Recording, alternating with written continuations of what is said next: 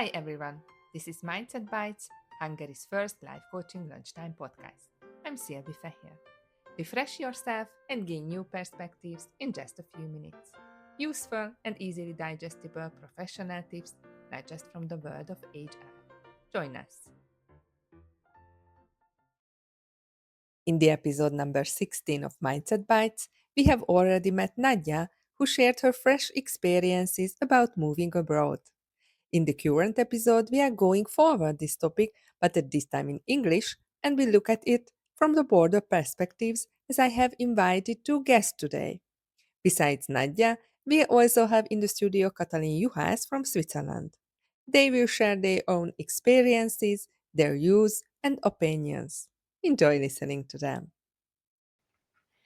Good morning, everyone. Good morning, Nadja. How are you doing? Good morning, Katalin. I'm fine, thanks. And you? Yeah, I'm doing fine as well. I'm very excited about our very first podcast together. You can guess I'm excited too. So So, we made an let's start. attempt to record this podcast together to talk about our experiences as expats. And maybe before jumping into the middle of it, we could start with some introduction. Introduction. Okay, so if I can start with my introduction, I am Nadja.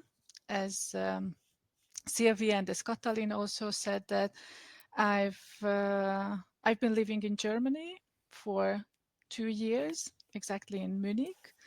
And I have more than 2 decades of experience. I was working as an organizational development consultant and also a gestalt therapist and coach back in Hungary, in my homeland. And I'm doing something very similar from one perspective, and from another perspective, something different compared to that in Germany. Indeed. And you? So I'm Katalin. I'm also an organizational developer with 15 years of experience, helping all sorts of organizations to build healthier and more collaborative work cultures. And I'm also a transition and expat coach. Originally, I'm also from Hungary, and I moved to Switzerland 7 years ago, and I'm located here in Geneva. And actually, we have a history, a shared history, Yes. right? Yes, we met 15 years ago at our former consulting firm, or former employer as a consulting firm in Hungary, and we were working there as HR consultants together. We were colleagues in delivering very exciting and memorable projects. I think you can agree that that was a memorable time of our career. And we also have similar roots because we graduated from the same university on the same faculty, but only with a couple of years of difference. And ever since, we have followed each other's professional life. And just a couple of months ago, we found each other again because it turned out that we both are living abroad and we both are observing our life as expatriates, and we want to do something with it, Yes, isn't it? exactly. Yeah. Exactly. And it was very exciting to discover how many similar experiences we have. And as we were preparing for this discussion and sharing our experiences, we thought that actually it would be very good to share about these experiences with a wider audience as well. And this is exactly what we are going to do today: share a little bit of our experiences. Um, and also share a couple of tips or practices that were helpful. Of course, this will not be an exhaustive list and conversation, but just to share a little bit of all what we shared. Yeah, just what we can do within 20 some minutes. And Exactly, we will also share how we plan to go further and to continue. exactly. And we chose the term expatriation to describe this experience of a person moving to another country which is different from the country of origin or has a different culture than the country of origin. We could have used other terms as well: immigration, rerouting, moving to another Relocating, country, these are very, relocating. yeah. But we like this term expatriation because we believe that it's a neutral term and it's quite clear as well. Yes, exactly. And just starting with the thing, how we are connected with this term, with expatriation. How are you connected to that? I experienced expatriation a couple of times during my life. First time when I was an exchange student in Milano, in Bocconi University. And then I moved to Singapore for a couple of months. These were also interesting experiences, but the real deal was when I moved to Switzerland 7 years ago.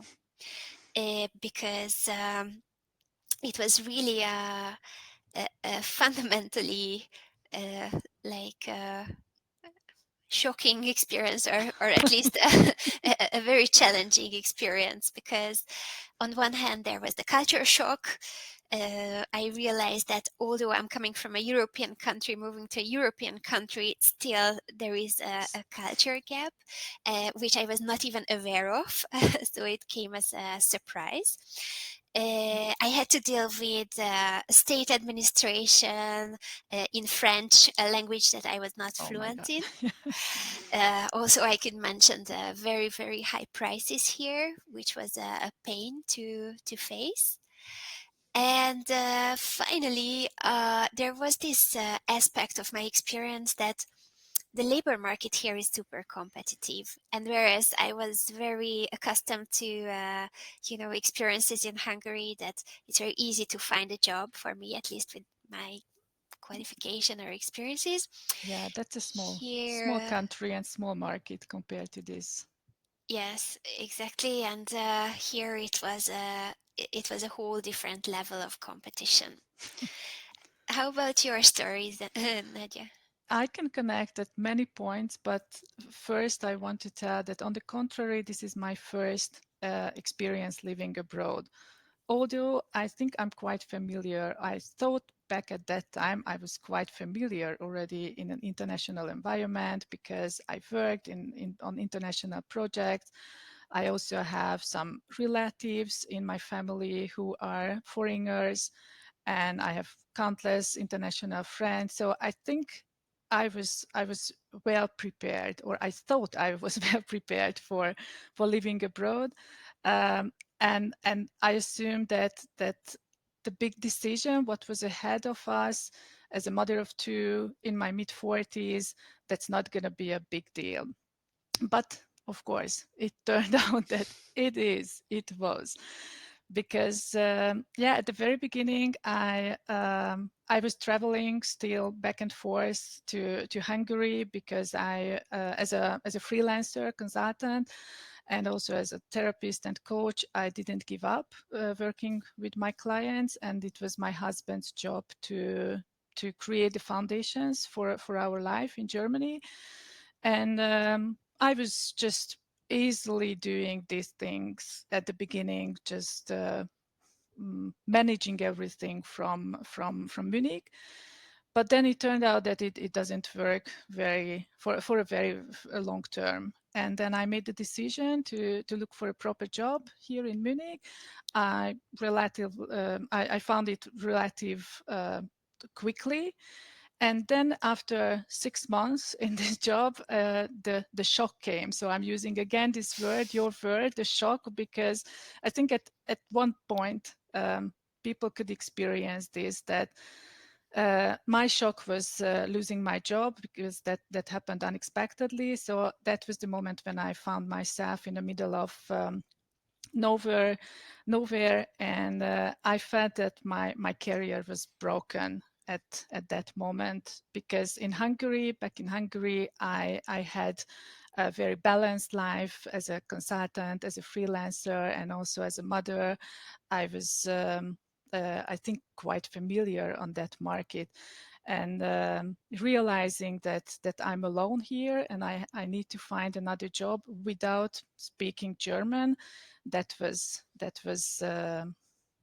challenging, let's say. So that was the moment when I started to reframe my purpose of living abroad, and then I decided that through my experiences I want to help somehow other expatriates as well, because that's my profession and that's my intention, to help others to make this journey more smoothly to happen.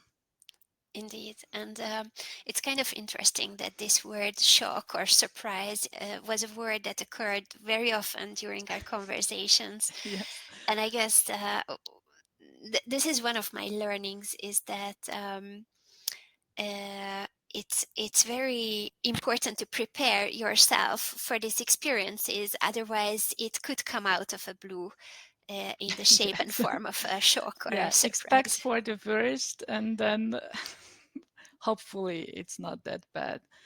Yeah, we have found a couple of factors which could influence very much our life abroad.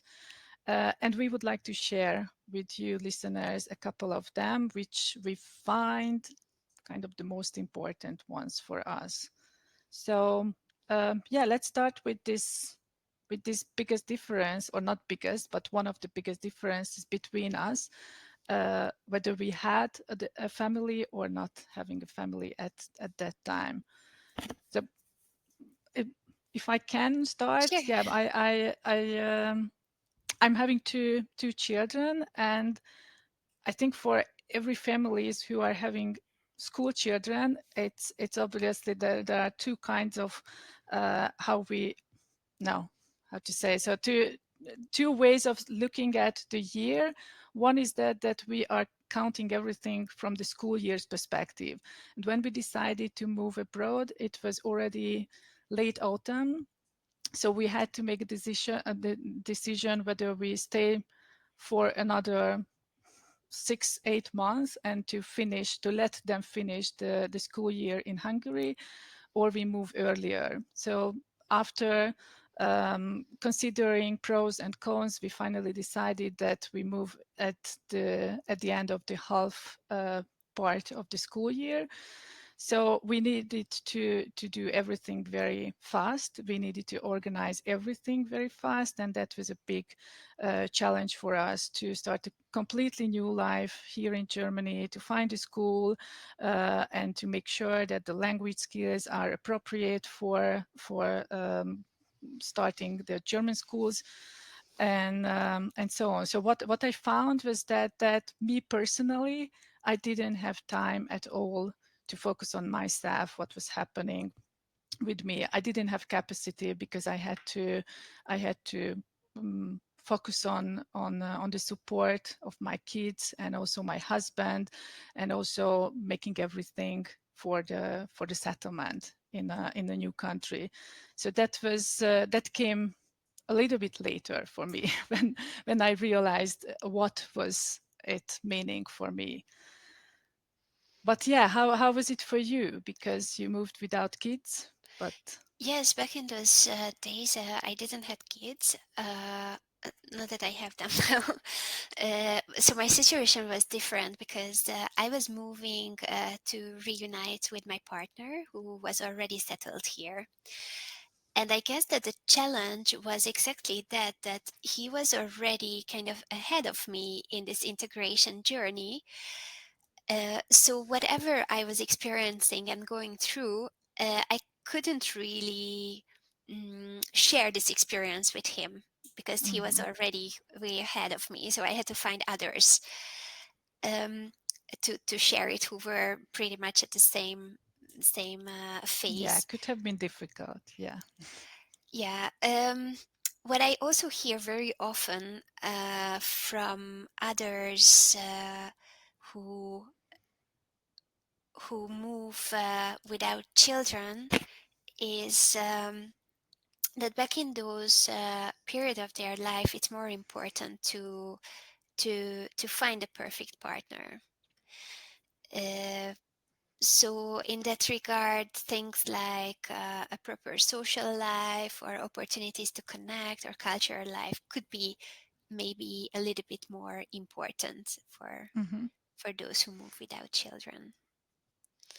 Um, Yeah, because another aspect, I think it's a little bit connected to this what we have covered so far, but this is the age, because we have moved at different of our ages, and I was over my 40th birthday, far over it, I can tell, and I always thought after moving here, I always thought that I regret why I didn't do it earlier, at least 10 years earlier, because I looked at myself that I'm too old for this. I'm too old for all these changes, because I felt like I had, just as I told it before, that uh, I had a balanced and successful professional life. I had my friends, I had my family there, and I had to give it all up for for this change. Uh, so I think that from one perspective, it was very difficult for me because I couldn't. I couldn't process this, that I'm too old for this. That was the narrative in my head for long. But looking at it from another point of view was that for my children, they had a quite a developed identity by then, a Hungarian identity, because they were already 8 and 11 years old then. Just as I said, that they were school kids, and also with the advantage of going to a bilingual school. Their German were, of course, it was not yet fluent, but for them it was a big advantage to move with these German language skills. So if we made the decision or earlier, that would have been a bit more difficult for them, but not for me. So it's very complicated and not easy to say which age is better.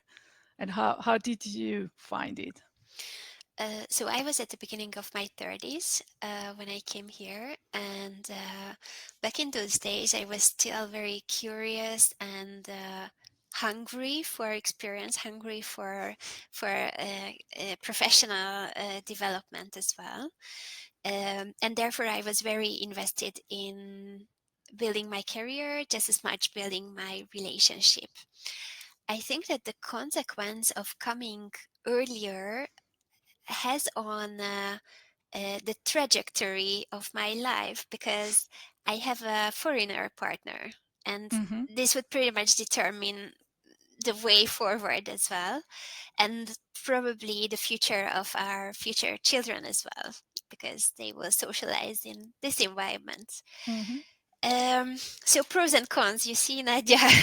Yeah, exactly. So I think that's another aspect, just as you say that the language-wise, what we are using at home, I think that's also a differentiating factor, because for us as Hungarians, we all speak Hungarian in our family. That's our secret language here, let's say so. And for you, you should find a common language with your foreign partner, and for your children or future children, that's going to be a different story. I mean, language wise, but yes, so many options and ways to go after moving abroad. I think that's the conclusion for me, kind of. But also regarding the timeline, how long we have been living abroad, I think that's again a differentiating factor, because I think we can state that we all are going through a change curve, and how this change curve looks like, what is the shape of it, it depends on what we are experiencing. And for me, after these first 2 years, I can say that for me it looks like a U shape, meaning that I started from kind of a euphoria like a honeymoon, that, oh my God, I'm moving abroad and everything is so different and so nice, and so on, and so exciting. And then came this unexpected shock, which obviously had a trigger point. For me, it was different, like for others, or compared to others, but it's definitely going down to a crisis. Let's call it like going down to a pit or a valley. And then comes the adjustment phase and ends with kind of adoption. And as the theory says, that when someone becomes a master of expatriate expatriation, then that's the end of the challenges. That's what I hope. But you have different experiences, don't you? Yes, I really don't want to disappoint you, Nadia. And before saying anything, I have to note that every transition journey is different because we have different experiences, different personality, different resources. So maybe this might not be true for you. Maybe maybe this might not be true for others. Shoot me. Tell me the truth. But my experience is that actually this U-shaped curve is more like a W, or even like a W with several dips. Oh, no, Sorry to spoil. Um, uh, because of two reasons, I believe. One reason is this surprise factor that I experienced over the years, that although I thought that I already understand the culture, how is it different, how should I behave in order to comply with the social norms, time and time again, I realized there were tiny things that I didn't understand. I thought that I understand, but I didn't understand. Mm-hmm. So this is one type of dip on the curve, Mm-hmm. and there is Mm-hmm. another type which comes with the difficulties or the disappointments, which is a bit related to what you mentioned about your experience of losing a job. And I think it's because living abroad means as well that we are a little bit more maybe vulnerable, or have less support around us to hold Mm-hmm. us in these times of difficulties. So yeah, I think Yeah. of course there are certain things we can do to make sure that the dip is not that deep and we come out faster. uh, Yeah. but unfortunately there are some lessons we cannot avoid. Yeah, that comes with the time, I think, and I can agree, and I don't expect to be always on the positive side, because just as you say that, I think we both agreed on that's very challenging and very vulnerable, living far away from our homeland. And how we decided to help our potential clients or other expats is that just going together on this journey, and helping them processing and understanding what is happening to them, and raising the awareness what exactly is going on. So I think at the end of our conversation, we would like to share a couple of advices, we found the most important. There are hundreds, of course, but we picked the most important ones for ourselves. And I would start with the most obvious one, that you need to know that you are not alone in this. That's my message towards other expatriates. It's that what you are going through is absolutely fine, and you can have expected and unexpected challenges, and maybe lows as well. But if you find people around you with whom you can talk about this, or you can share and exchange your experiences, that could be very helpful. So that's my first point, that you need to know that you are not alone. Yeah, this is a very, very important one. I would add to that that just as you mentioned already, it's very important to invest time and effort in our self awareness, meaning to recognize how we feel, to learn what makes us feel better, or what makes us fare better amidst all Mm-hmm. these difficulties, because then probably we will be more resourceful when it comes to taming our fears. And yeah, it could be, I don't know, self awareness developed through the feedbacks of our friends or family, but could be as well that professionals could help us in this work. Yeah, I agree. And what else? Because you mentioned that you have very good own resources for that. How you make it easier for yourself.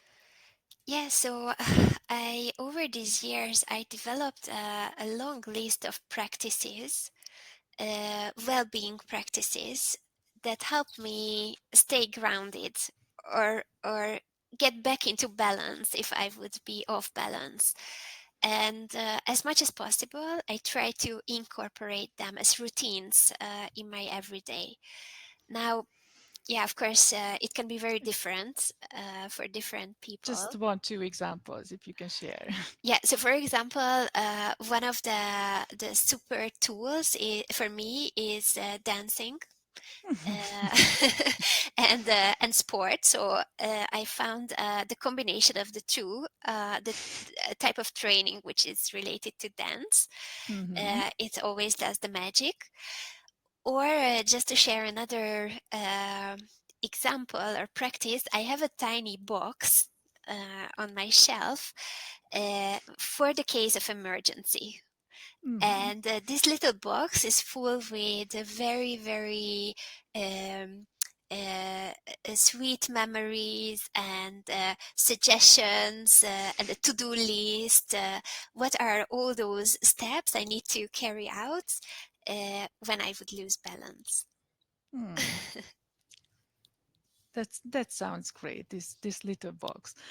My advice, my fourth advice would be just to add to this list is that what I learned.